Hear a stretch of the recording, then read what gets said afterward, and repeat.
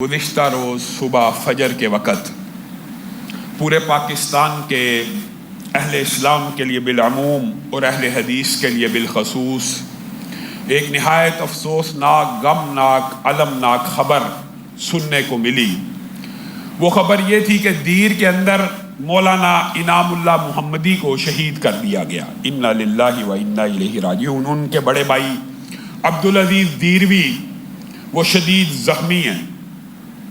جیسے ہی یہ خبر ملی، مختلف ان کے ڈاکٹر عدنان صاحب وغیرہ سے رابطے ہوئے اور سارے کے سارے واقعات کی تفصیل لینے کے بعد آئی جی کے پی کے اور ڈی پی او تیمرا گڑھا کے جو ڈی پی او تھے وہاں دیر کے، ان سے رابطہ ہوا، ساری کی ساری بات کے اوپر تفصیلی بات چیت ہوئی۔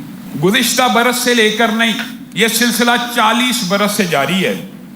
تقریباً کم و بیش 40 برس قبل علامہ احسان الہی ظہیر کو شہید کر دیا گیا۔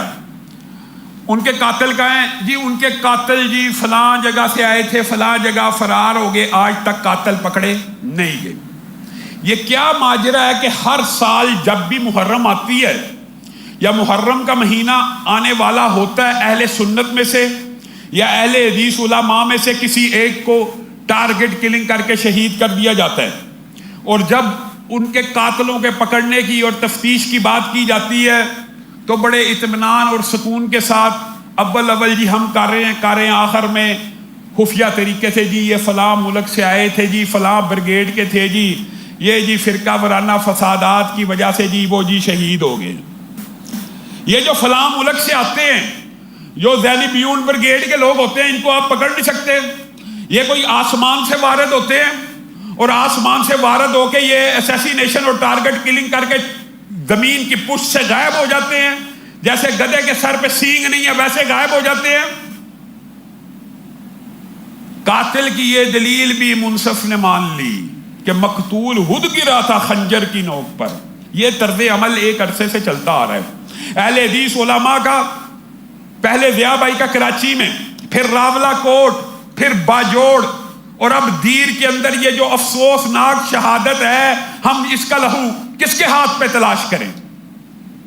پورے پاکستان میں کوئی اور کمیونٹی ہوتی ان علاقوں کی، میں گارنٹی سے آپ کو یہ بات کہہ رہا ہوں، شرع صدر کے ساتھ کہہ رہا ہوں، اللہ کے فضل و کرم سے اہل حدیث نے ہمیشہ قانون کی، آئین کی پاسداری کی ہے۔ کل اتنا بڑا سانحہ ہوا، آئی جی کے پی کے گواہ ہیں، ڈی پی او صاحب گواہ ہیں، مظہر اقبال صاحب گواہ ہیں، وہاں پہ احتجاج کرتے ہوئے ایک پتے کو نہیں توڑا گیا۔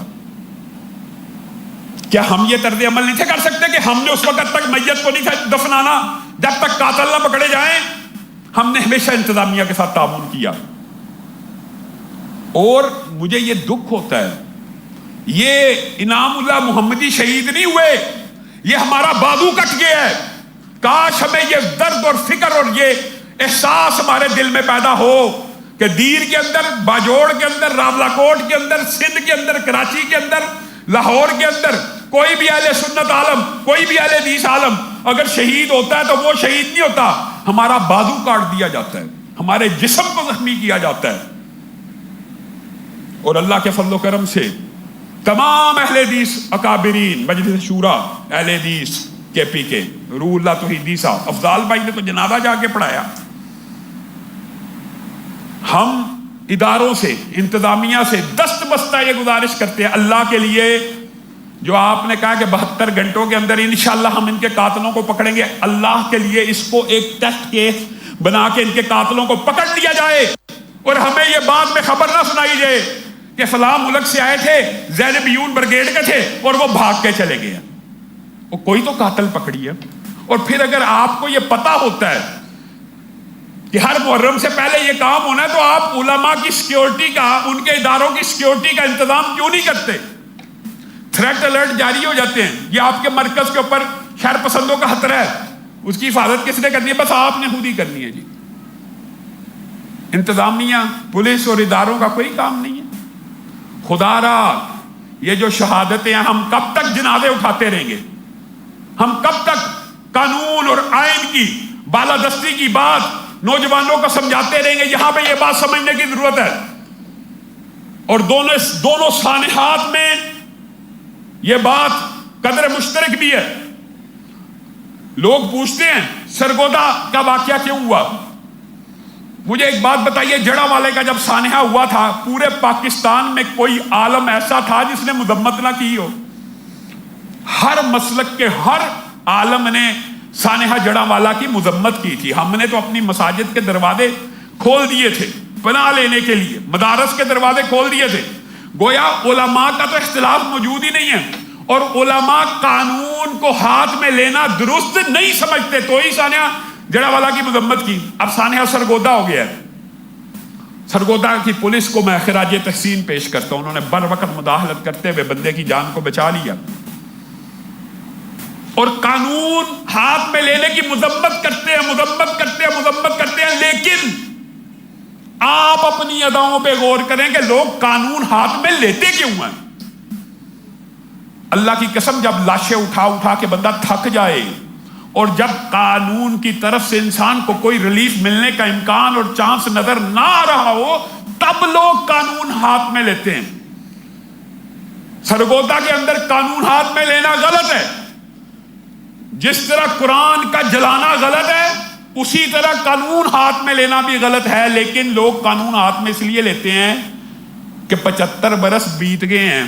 75 برس ایک بھی توہین رسالت کا مرتکب پھانسی کی سزا کے اوپر نہیں چڑھا، ایک بھی توہین قرآن کا مرتکب اس کو سزا نہیں ملی. آپ اپنی اداؤں پہ بھی تو غور کریں. دن رات علماء شہید ہیں، ہو رہے ہیں، کب تک ہم برداشت کرتے رہیں گے؟ آخری آواز تک ہم یہی کہتے ہیں. کل پورے انتظامیہ گواہ ہے، فوج گواہ ہے، دیر کے اندر ہمارا طرز عمل کس طرح کا تھا. انتظامیہ کے ساتھ پورا تعاون کیا، علماء نے پورا تعاون کیا. جو آپ کہتے ہیں وہ کرتے ہیں. ایک ہی مطالبہ ہے، قاتلوں کو گرفتار کر دیا جائے. محرم سے پہلے یہ جو ٹارگٹ کلنگز ہوتی ہیں ہر سال ہوتی ہے، اللہ کے لیے ان قاتلوں کو پکڑا جائے، ان کو کافر کردار تک پہنچایا جائے. اور پھر جو توہین کا ایک منظم سلسلہ شروع کر دیا جاتا ہے، ان توہین کرنے والوں کے خلاف اگر مقدموں کو نہ کاٹا گیا تو انشاءاللہ ساری جماعتیں آپس میں رابطے میں اور سر جوڑ کے بیٹھی ہوئی مذہبی جماعتیں کہ یہ کیا ڈرامے بازی ہے. کیا یہ اہل سنت کا ملک نہیں ہے؟ کیا یہ اہل اسلام کا ملک نہیں ہے؟ کیا اہل سنت کے مقدسات کی توہین ہی نہیں ہے؟ کیا یہاں پہ ہمیں جینے کا حق نہیں ہے کہ جس کا جی چاہے صحابہ کی توہین کرتا رہے اور قانون اور آئین حرکت میں نہ آئے؟ اس حوالے سے منظم لاہ عمل انشاءاللہ بنا لیا جائے گا. اگر آپ نے فی الفور یہ پرچوں کو کاٹنے کا سلسلہ شروع نہ کیا تو انشاءاللہ پھر وکلاء کی ٹیم اور منظم احتجاج اور منظم تحریک اس حوالے سے چل بھی رہی ہے اور مزید چلائی جائے گی.